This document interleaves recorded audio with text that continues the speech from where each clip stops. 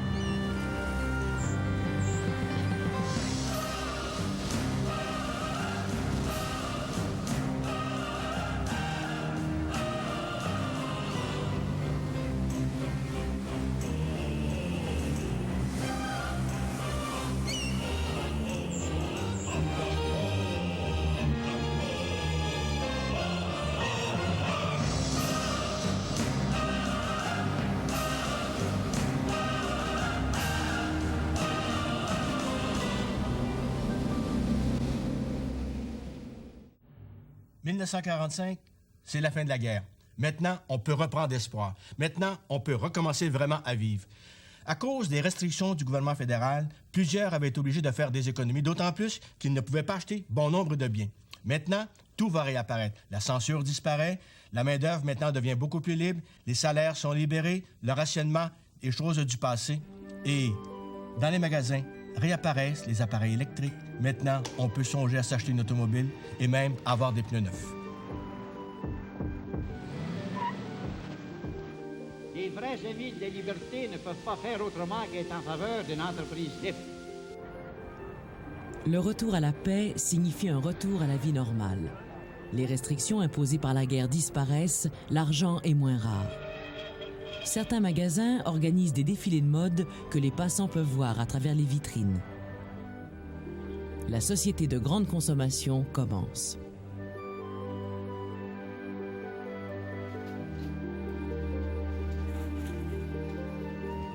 Non seulement maintenant, on va pouvoir utiliser ces économies, mais aussi pouvoir jouir d'un crédit beaucoup plus généralisé. C'est plus facile d'avoir des prêts. En 1945, le gouvernement fédéral décide d'accorder des prêts hypothécaires à ceux qui en ont besoin et met sur pied la Société centrale d'hypothèques et de logement. La construction reprend à la campagne, où le crédit agricole permet aux propriétaires terriens soit de rénover d'anciens bâtiments, soit d'en construire de nouveaux. Les vétérans, entre autres, vont avoir accès à des programmes particuliers qui vont leur permettre de construire leur propre maison. Les caisses populaires vont fournir des prêts. À ce moment-là, tout bouge, surtout dans ce domaine-là.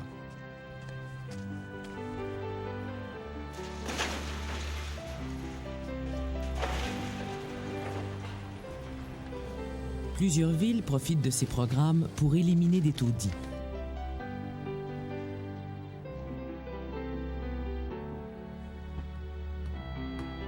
Les banlieues se développent selon un nouveau planning urbain. Les clients ont le plaisir de visiter leur maison à demi construite et de voir son emplacement exact sur une maquette de la banlieue. Les maisons se multiplient. Le taux de natalité va augmenter considérablement. Non pas que la taille de la famille québécoise s'agrandit, mais il y a de plus en plus de femmes qui donnent naissance à 1, 2 ou 3 enfants. C'est ce qu'on va appeler le baby boom.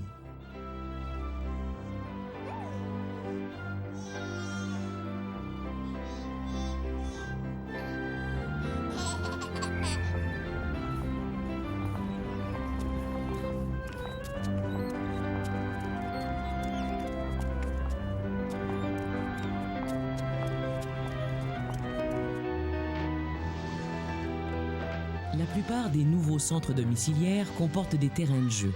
Il faut de l'air et de l'espace pour les enfants. La société de consommation veut voir grandir ses futurs clients. Le phénomène baby-boom n'est pas propre au Québec. C'est un phénomène vraiment du monde occidental. Une des conséquences, ce sera le rajeunissement de la population. Au Québec, en 1961, 45 % de la population a moins de 20 ans.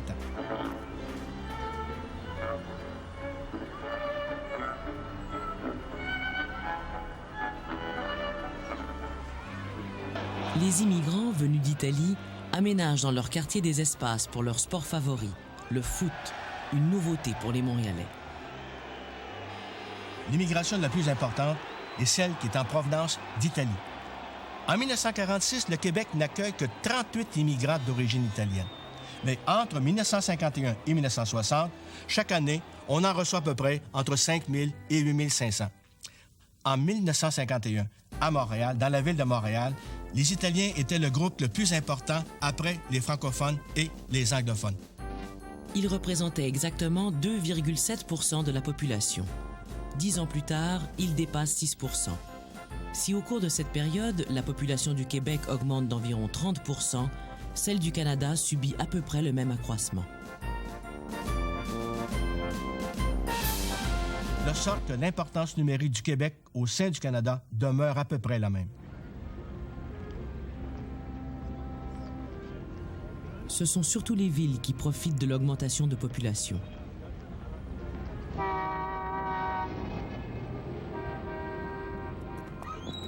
L'exode rural continue. Même si Duplessis essaie d'améliorer le sort des habitants avec l'électrification rurale et l'adoption de plusieurs lois pour les inciter à rester sur leurs fermes, beaucoup partent pour la ville. L'exode continue.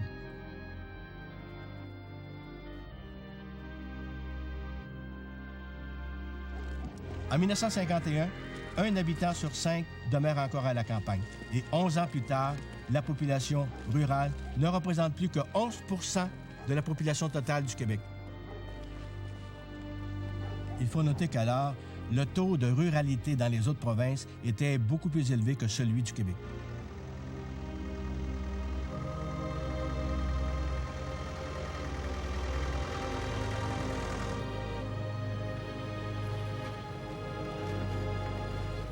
Dans le monde scolaire, il y a urgence. Le principal problème est un problème d'équipement et d'espace. Plusieurs écoles ne comportent qu'une seule pièce où on doit accueillir des élèves de différents niveaux. Une seule personne enseigne à des enfants de première, deuxième ou troisième année. En 1951, 7 écoles sur 10 en milieu rural sont dans cette situation. 6 d'entre elles n'ont pas d'électricité et 4 écoles sur 10 n'ont pas l'eau courante.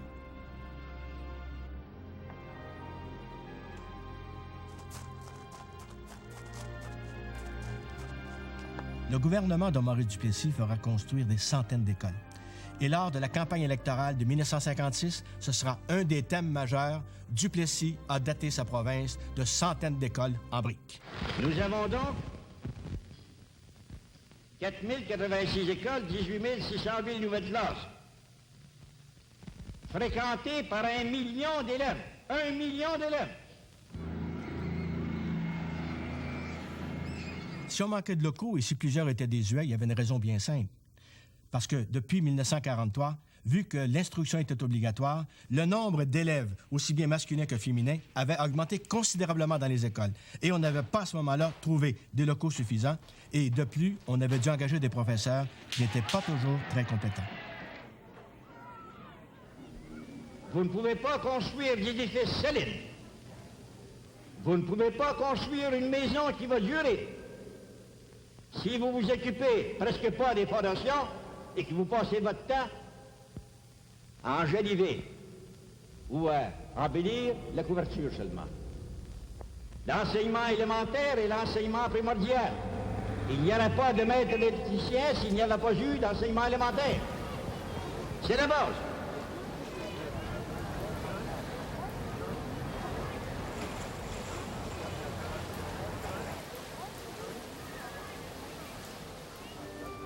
Soumis à la loi de l'instruction publique, les parents doivent envoyer leurs enfants à l'école jusqu'à l'âge de 14 ans. Après, ils peuvent les retirer. Bien des francophones ne se gênent pas pour le faire, avec le résultat suivant: 3 fois moins de francophones que d'anglophones atteignent leur 11e année. Et d'après les statistiques, seulement 13 élèves sur 100 dépassent la 11e.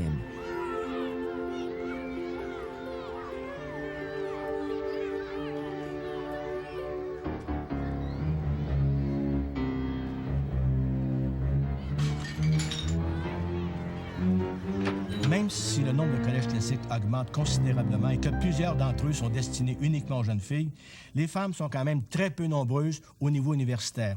Elles représentent seulement 20% du nombre total d'étudiants. Pendant la guerre, les femmes ont occupé des postes réservés jusque-là aux hommes. La paix venue, elles travaillent toujours dans des secteurs dits masculins où elles sont soumises aux mêmes règlements que les hommes, comme poinçonner en arrivant au travail et repoinçonner en partant. Les développements de la province de Québec dans le domaine industriel sont fantastiques. Ceux qui, comme moi, sont obligés, à différentes époques, à différentes périodes, de parcourir notre immense province, la plus grande de la Confédération, constatent des progrès et des développements incroyables. Il faut les voir pour les constater. Mais ils sont tellement nombreux, situés à tellement d'endroits, qu'il n'est pas permis de ne pas les voir.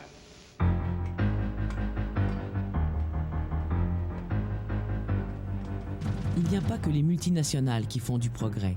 Des entreprises canadiennes-françaises connaissent un développement extrêmement rapide. Citons pour mémoire les Bombardier, les Vachon, les Simard, les Briand.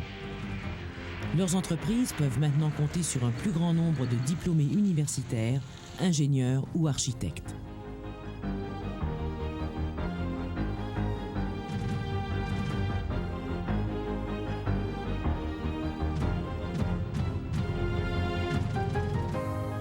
Le profil de Montréal se modifie. La moitié de la population de la province vit dans la région métropolitaine. De nouveaux logements sont donc nécessaires. Dans un quartier surnommé le Red Light, quartier malfamé, on démolit un pâté de maisons pour répondre aux exigences du plan d'Auzois, un plan de construction d'habitation à loyer modique.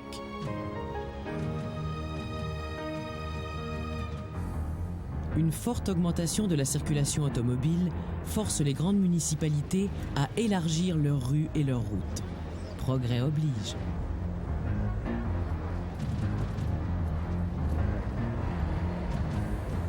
Tout n'est pas que progrès pour Montréal durant cette période. Le fait, par exemple, qu'on utilise de plus en plus de camions pour le transport va signifier que le réseau ferroviaire va perdre son importance. Et comme Montréal était la capitale de ces réseaux-là, ainsi, on est vraiment marqué.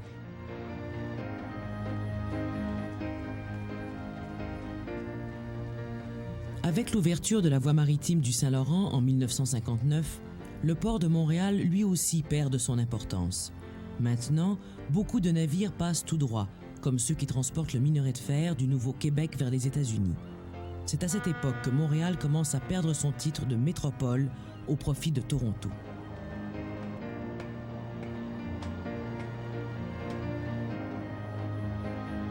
Si le visage de Montréal change sur le plan physique, sur le plan économique, il change peut-être encore plus sur le plan démographique. La plupart des immigrants qui arrivent au Québec vont s'installer dans la région de Montréal, souvent dans des quartiers que vont presque abandonner les francophones qui, eux, vont s'installer dans les banlieues. La grande majorité de ces immigrants adoptent la langue anglaise. Pourquoi?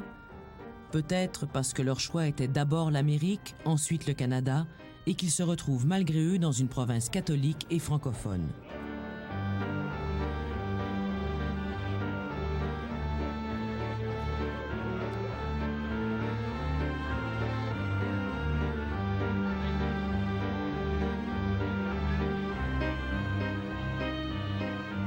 De plus, le système scolaire français au Québec est un système confessionnel catholique. Alors, certains préfèrent envoyer leurs enfants dans des écoles protestantes, donc anglaises.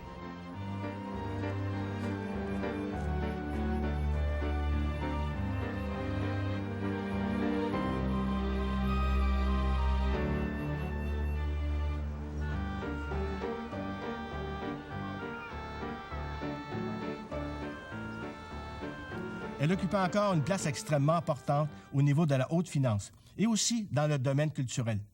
Les anglophones de Montréal avaient leurs propres écoles, leurs propres journaux, leurs propres églises et ils contribuaient beaucoup au développement de la vie culturelle de Montréal.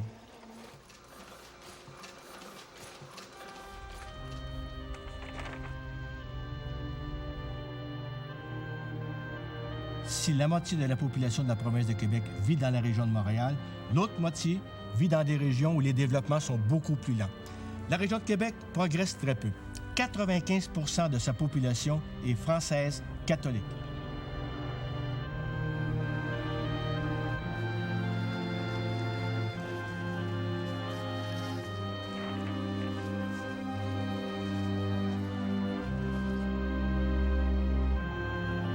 La population aussi commence à déserter le centre de la ville pour aller s'établir un peu en banlieue, entre autres à Limoilou.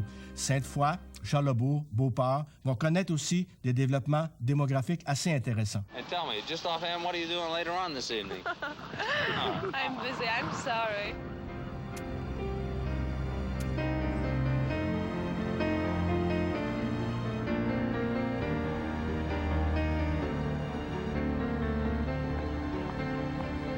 La ville de Québec est une ville de fonctionnaires et entre 1944 et 1960, leur nombre va doubler. Comme leur emploi est surtout d'ordre politique et que le pouvoir ne bouge pas, ils ne bougent pas non plus. Immobilisme.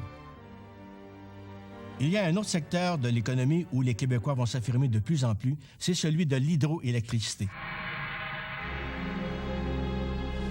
Pour répondre aux besoins accrus d'énergie, Hydro-Québec, fondé en 1944, va agrandir les centrales déjà existantes et en construire plusieurs autres.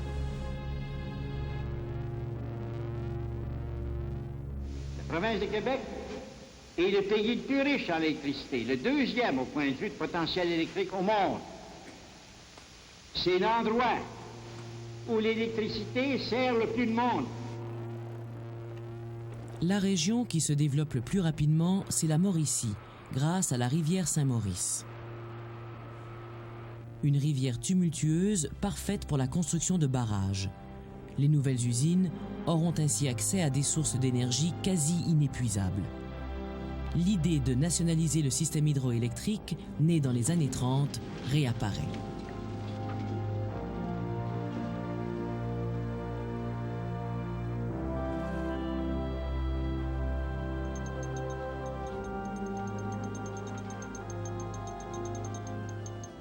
On va développer les pâtes et papiers, on va développer les produits chimiques, on va développer l'aluminerie. Quant à la région des cantons de l'Est, elle va adopter un nouveau nom pour la désigner, l'Estrie. Les principales villes sont Sherbrooke, Granby, Drummondville, Windsor.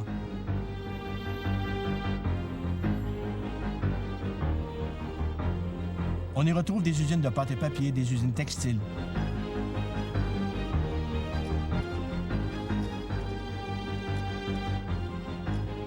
La province de Québec se développe. Il n'y a que les aveugles volontaires qui ne veulent pas voir ou qui ne veulent pas voir, malgré qu'ils paraissent avoir des yeux, qui nient cette vérité évidente. Nous voulons également faire des réformes dans plusieurs champs d'action. Nous ne voulons pas vous promettre tout ce que nous sommes capables de tenir. Je ne crois pas aux promesses électorales multipliées. Il y avait tout un système de corruption. Pendant les élections, c'était un déchaînement d'achat de votes par toutes sortes de moyens. On mettait le curé de son côté en pavant l'entrée de son presbytère. On distribuait de la boisson aux gens. Enfin, c'était une corruption généralisée. Mais Duplessis lui-même se mêlait pas de ces petites choses-là. C'était fait par ses organisateurs électoraux, c'était fait par le trésorier de l'Union nationale. Donc, Duplessis, personnellement, n'est pas quelqu'un qui a cherché à s'enrichir.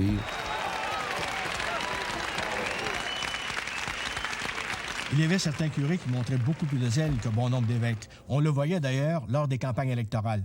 Au sermon, on apprenait que le ciel était bleu et que l'enfer était rouge.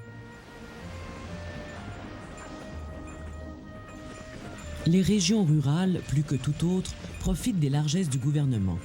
Dans chaque comté, un homme important, l'organisateur de l'Union nationale préside à la distribution des contrats.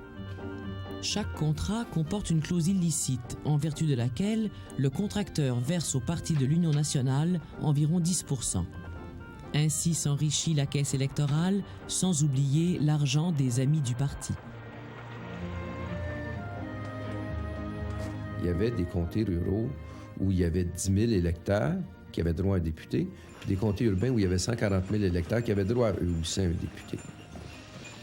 Alors, vous comprenez que si vous êtes populaire dans les milieux ruraux, bien, vous avez de chance d'avoir la majorité des sièges à l'Assemblée nationale puis de rester au pouvoir.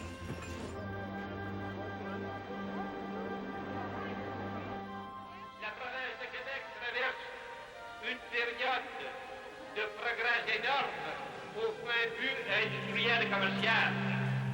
Mais malgré tout ça, je dis et je répète que l'agriculture est et doit demeurer l'industrie fondamentale, la pierre d'acier de notre économie.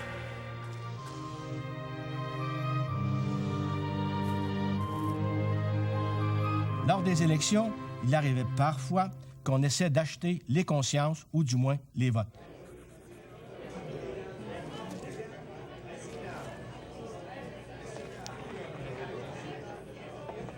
Une autre façon de gagner les élections, c'est la personnification. En langage populaire, c'est le passage de télégraphe. Certaines personnes, munies d'une fausse identité, étaient payées pour aller voter à la place d'une autre, un absent, un malade ou une personne défunte.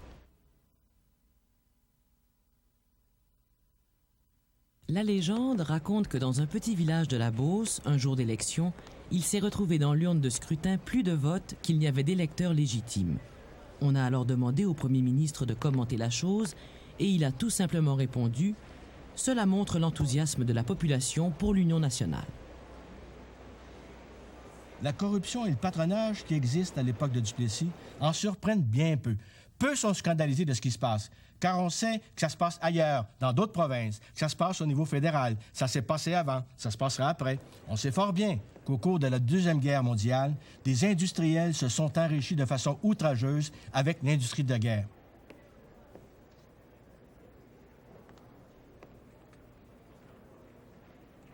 On jouait malgré tout d'une assez grande liberté. L'Église catholique est toujours présente, elle surveille tout, mais plusieurs maintenant commencent à prendre leur distance vis-à-vis la religion. Ce n'est pas encore la révolution dans les idées, ni même l'idée d'une révolution, mais elle se prépare.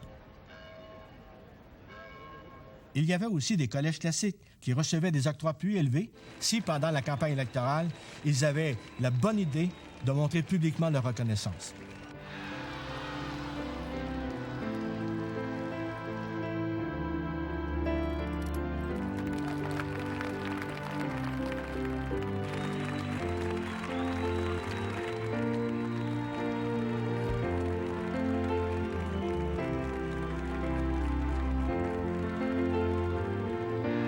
Duplessis avait une façon de s'adresser directement à la population dans des mots simples et d'inspirer la confiance au peuple. Parce que c'est pas juste les ruraux qui votaient pour lui, hein? Même dans des comtés ouvriers canadiens-français, souvent on votait pour l'Union nationale, pour Duplessis. Qu'est-ce qui tenait à une certaine affection pour Duplessis? Qu'est-ce qui tenait au patronage, à la corruption? C'est bien difficile à départager, mais Duplessis incarnait une certaine image de la population canadienne-française. Mais il faut dire que c'est une image qui était loin d'être acceptée par tout le monde chez les Canadiens français. Et un endroit où Duplessis n'était pas populaire du tout, c'est chez les intellectuels, qu'il appelait des pelleteux de nuages, les poètes. Mais les poètes le lui rendaient bien.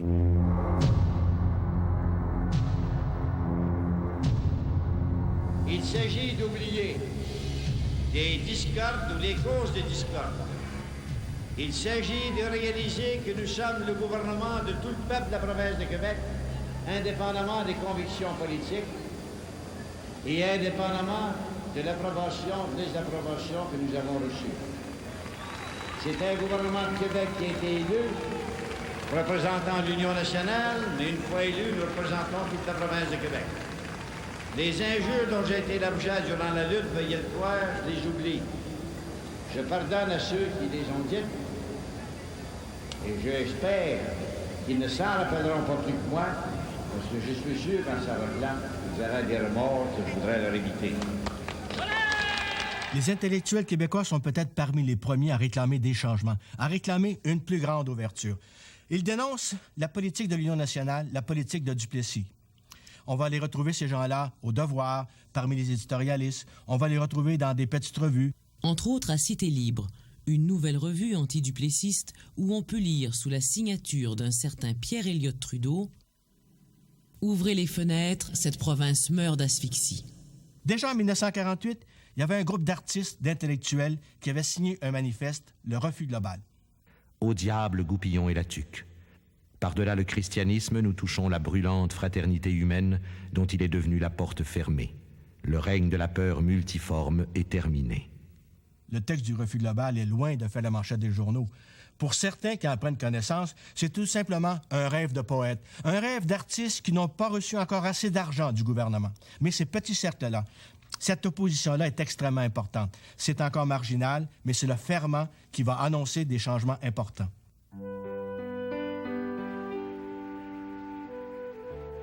En fin de compte, on peut se demander si l'Église a plus servi Duplessis que Duplessis a servi l'Église.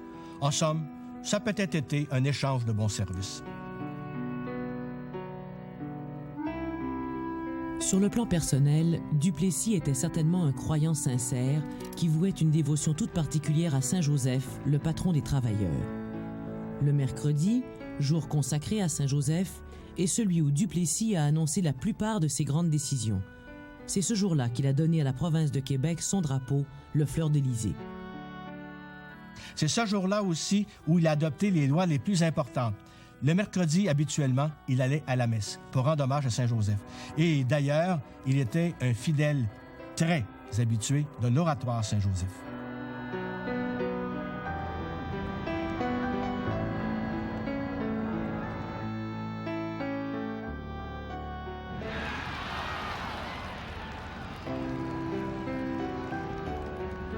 Toutes ces décisions sont reliées à un goût du pouvoir, à un amour du pouvoir. Duplessis disait qu'il avait épousé la province et que c'était sa seule maîtresse. Duplessis était vraiment à l'image des Canadiens français de son époque. Il était croyant, il était aussi nationaliste, mais d'un nationalisme bien caractérisé.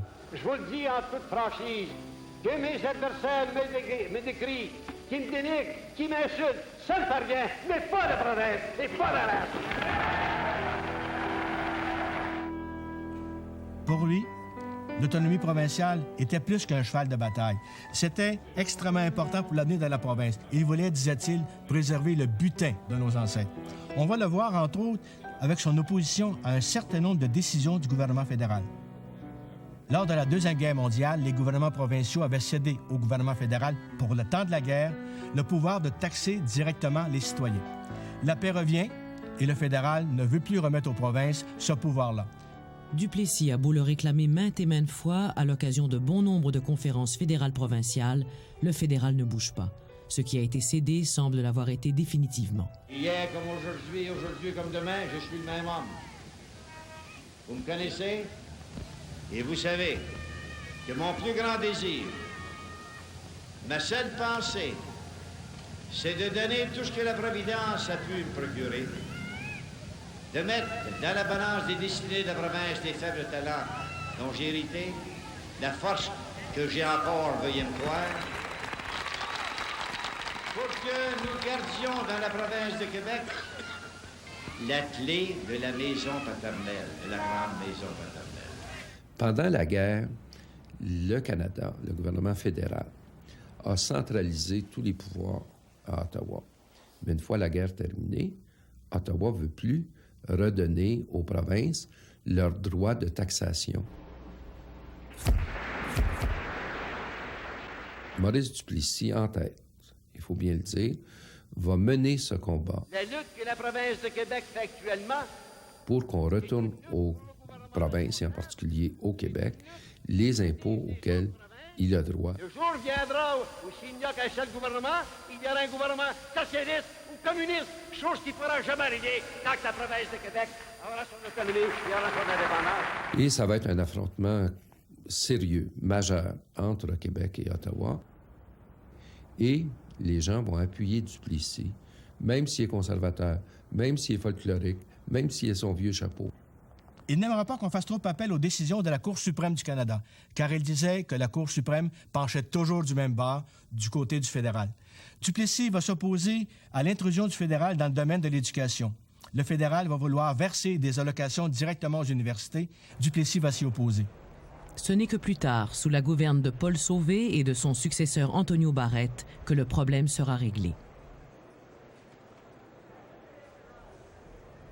Duplessis ne peut pas retrouver son butin. Il crée alors, au milieu des années 1950, l'impôt provincial.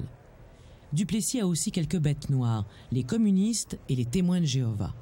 Lors de la campagne électorale de 1956, il va dénoncer le fait que le gouvernement fédéral a autorisé l'importation d'œufs en provenance de la Pologne. Dans une annonce publiée par son parti, on peut lire « Les Québécois forcés de manger des œufs communistes ». Où était le danger? Quant aux témoins de Jéhovah, ils constituent pour lui une menace à l'ordre public et aussi à la religion catholique, parce que les témoins de Jéhovah dénoncent la Sainte Vierge, dénoncent le clergé, dénoncent le pape. Il va faire arrêter plusieurs témoins de Jéhovah. Et là, il y a un détenteur de permis d'alcool de Montréal qui va fournir les cautionnements pour ces témoins-là. Citoyens de la province de Québec, ayez l'œil ouvert. L'apathie, l'indifférence, la complaisance sont trois facteurs de désastre.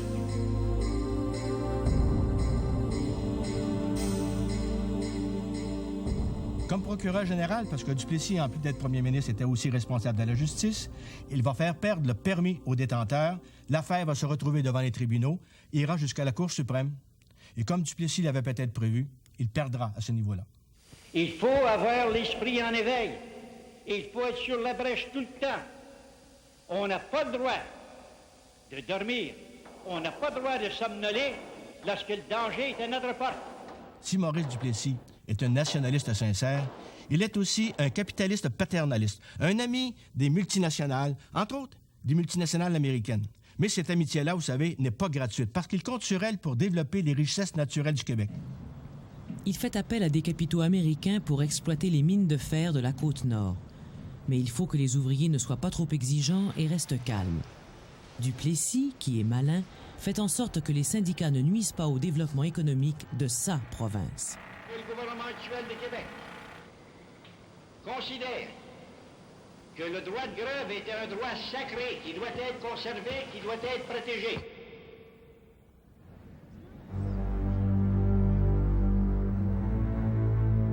Et que ce droit de grève, assimilé à une opération majeure, doit être exercé à bon escient.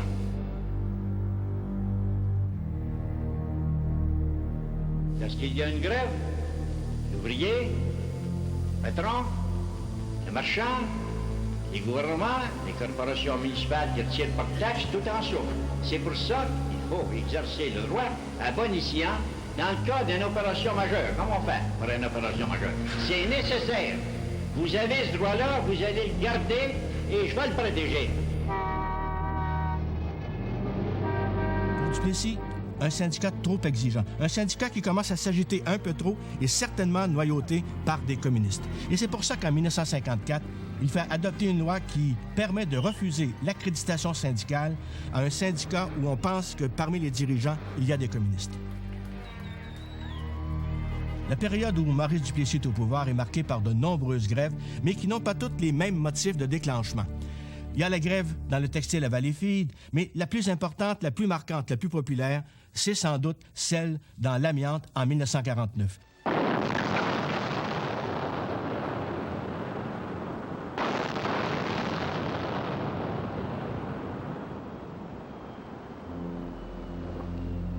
Elle met aux prises l'Asbestos Company et les ouvriers qui réclament une légère augmentation de salaire. La compagnie refuse et ce sera le lock-out. Pire encore, la grève.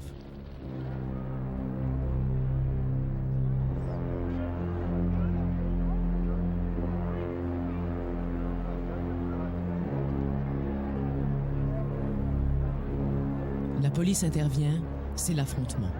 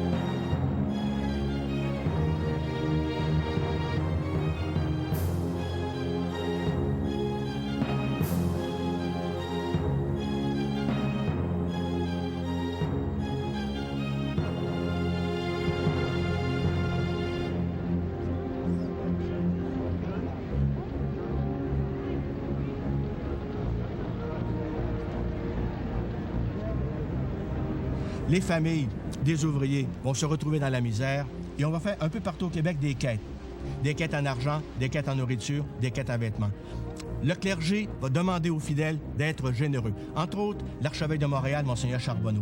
Ce dernier, d'ailleurs, va reprocher au gouvernement une trop grande dureté envers la classe ouvrière et peut-être aussi de ne pas tenir compte assez de la doctrine sociale de l'Église au sujet des ouvriers. Joseph Charbonneau, originaire de l'Ontario, devient archevêque de Montréal en 1940.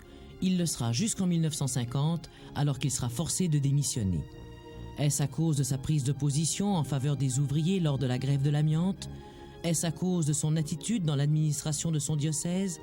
Il a dit « Je suis la grosse bête noire de l'épiscopat ». Si la région de l'Abitibi-Témiscamingue est exploitée déjà sous le régime français avec la traite des fourrures, il faut attendre quand même le 20e siècle pour que vraiment on puisse parler d'occupation du territoire. La Grande Crise a initié le mouvement de colonisation de l'Abitibi. On fonde des dizaines de villages, on fait appel à des curés missionnaires. Au programme, construire d'abord l'église, l'école et, s'il reste du temps, vivre. Quand une région s'ouvre au peuplement, on observe certains phénomènes de régression dans la vie matérielle. Les gens ne trouvent pas sur place, sur le front pionnier, le confort qu'ils avaient dans les communautés qu'ils ont quittées. La vie sociale se réorganise aussi parce qu'il n'y a pas d'institutions collectives là, qui vont supporter la vie des gens. Il n'y a pas de système scolaire, il n'y a pas de paroisse, il n'y a pas de conseil municipal, il n'y a pas de système judiciaire, il n'y a pas d'institution d'entraide, il n'y a pas d'association, et ainsi de suite. Il y a une sorte de vacuum là, de la vie collective. Là. C'est en 1898 que l'Abitibi est détaché des territoires du Nord-Ouest et rattaché au Québec. Mais ce n'est qu'avec les années 1920 que cette région-là va commencer à être exploitée et habitée.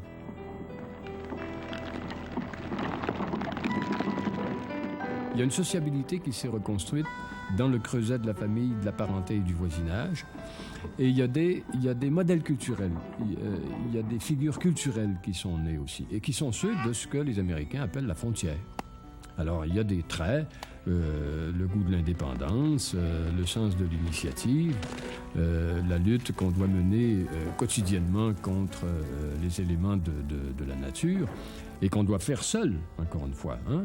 Qu'on doit faire dans une espèce d'isolement où la vie est très dure, où il y a un très grand individualisme qui se développe. Et encore une fois, c'est une chose qu'on n'a pas très, très bien vue parce qu'on imagine que cette nouvelle société rurale ressemble aux vieilles sociétés paysannes, qu'elle est coulée entièrement dans des formes communautaires et dépendantes. Mais c'est pas vrai du tout. Il y a des figures très vives d'individualisme qui se développent dans ces contextes pionniers. Il y a deux Abitibi. Une dont le visage n'est pas trop reluisant, celui de l'agriculture. Les terres sont souvent rocheuses et de peu de rendement.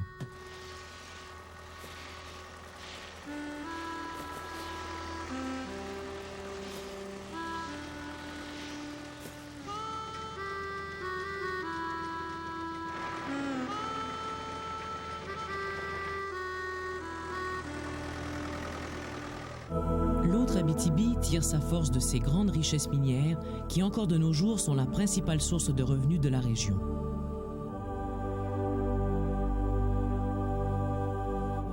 On va découvrir des mines d'or, des mines de cuivre. Et entre 1920 et 1940, plusieurs villes minières vont être fondées. Rouyn, Noranda, Malartic, Bourg-la-Marque, Tuparquet, Val-d'Or.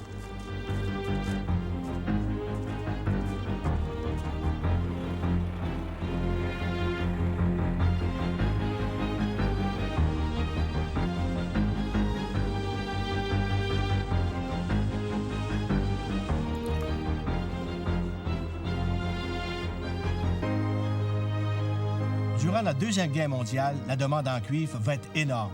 Et entre 1945 et 1960, la production de cuivre sera multipliée par 3.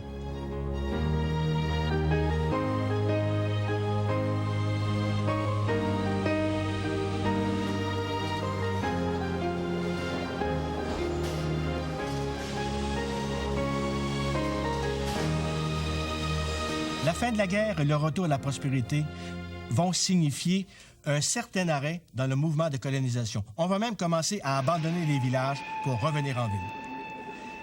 Parce que, d'abord, la terre produisait peu et il y avait les mouches.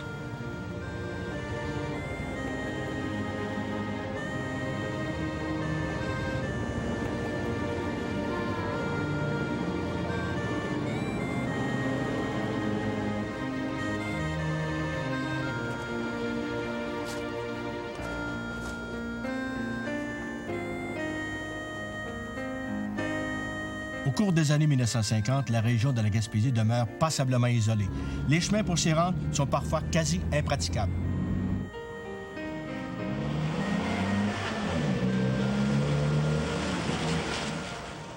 Mais si pendant la crise, la pêche et le bois avaient presque sombré dans le marasme, après la guerre, avec les années 1950, ces deux domaines-là connaissent un développement remarquable. De la Gaspésie à la Rivière-Rouge, sans oublier la Gatineau et la Mauricie, l'agriculteur bûcheron fait place à l'ouvrier forestier. En 1945, la valeur de la coupe du bois était de 121 millions de dollars. 15 ans plus tard, elle atteint 172 millions.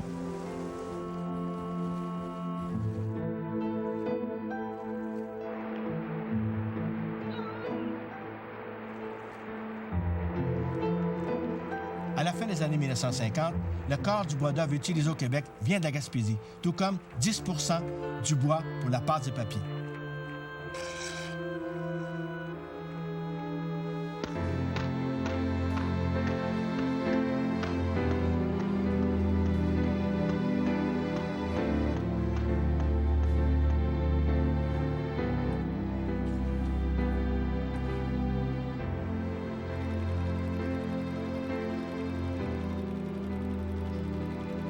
La pêche aussi va se développer rapidement, surtout grâce à de nouveaux navires et à des usines de transformation du poisson.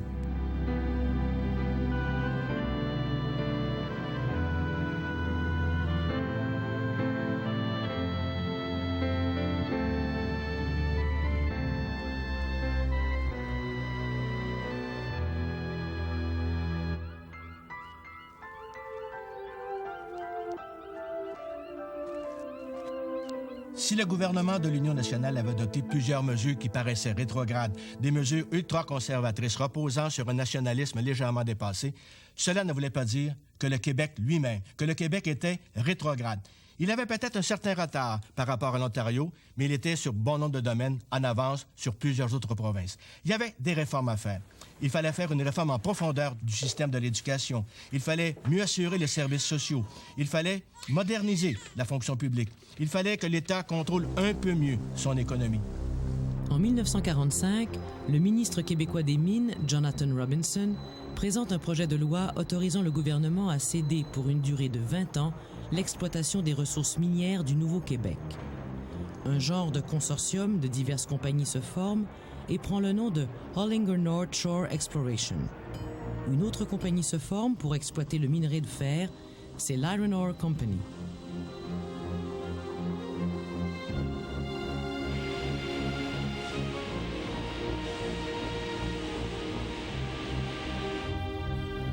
En 1950, la compagnie termine l'aménagement d'un port et construit un chemin de fer pour transporter le minerai de son lieu d'extraction jusqu'au port de Sept-Îles. On évalue à 427 millions de tonnes la réserve de minerai. Les droits exigés par le Québec sont d'1 cent la tonne extraite. Duplessis déclare que sa province est en train de devenir la Rure du Canada. Un chemin de fer de 574 km réunit la ville de Shefferville au port de Sept-Îles. La première expédition de fer a lieu en 1954. Le minerai est acheminé vers les ports des Grands Lacs, surtout ceux de Cleveland et Buffalo. Les trains se composent habituellement de 80 à 115 wagons. C'est la 5e fois que l'électorat de la province de Québec me confie l'administration de la province. Je ne dis pas ça dans un but de vantardise, mais c'est simplement pour établir les faits.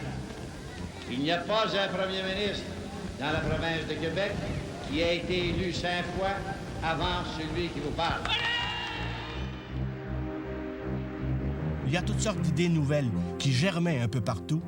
Ce qui arrive, c'est que le Québec a évolué plus rapidement que Duplessis. Il y a un genre de distorsion qui va s'établir entre le gouvernement et la masse des Québécois. Et lorsque celui-ci meurt en 1959, au mois de septembre, il est fort probable que le Québécois n'aurait plus voté pour Duplessis.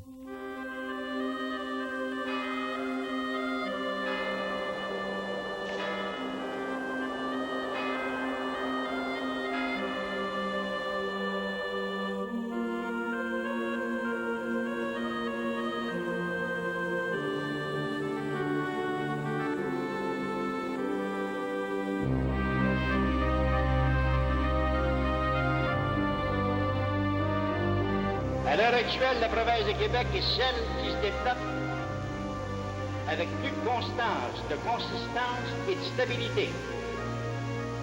Il peut y avoir à un moment donné ce qu'on appelle des bouts, ce qu'on appelle en français des flashs, qui durent l'espace d'un matin, comme certains chefs, là. Mais il y a également des événements dont la durée et la stabilité sont des garanties de succès durable. Nous sommes ici sur cette terre d'Amérique, les descendants d'une race guerre, vigoureuse, dont la contribution à la Confédération canadienne a été et continue d'être particulièrement merveilleuse. Nous devons penser pour demain.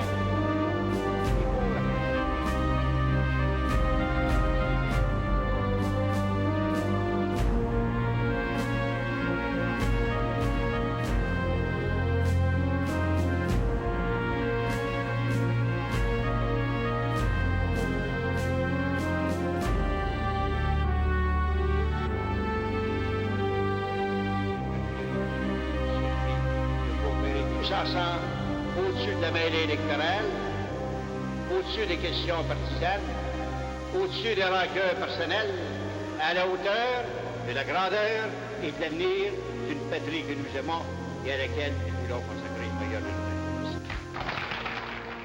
La majorité des Québécois ne se rend pas compte du besoin de grands changements. Mais pourtant, tout prend place pour des réformes majeures.